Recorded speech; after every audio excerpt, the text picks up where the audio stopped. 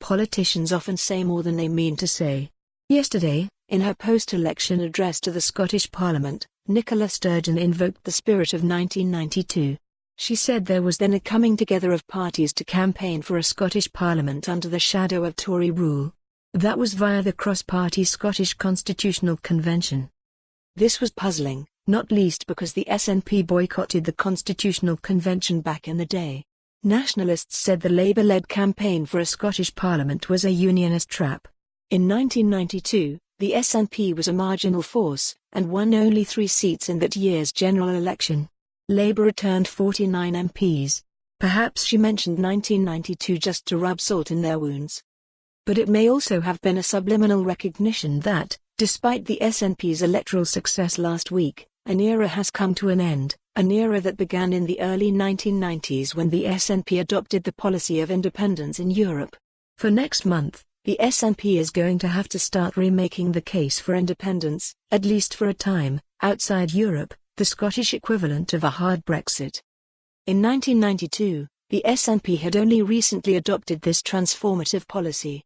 Alex Salmond realized that Europe was an opportunity to change the SNP's image and make independence seem like joining the future rather than harking back to the past. Until Mr. Salmond became leader in 1990, the SNP had been, for most of its history, a romantic nationalist fringe party. The SNP opposed the EEC because it wanted true self-government. Why would Scotland want to be free of Westminster rule only to submit to rule from Brussels? Whisper it, but probably around 25% of SNP members still think this. However, the electoral appeal of independence in Europe was unanswerable and the new policy was hugely successful. The SNP could not have become the dominant political force it is today without the policy of independence in Europe. No longer could the party be accused of separatism.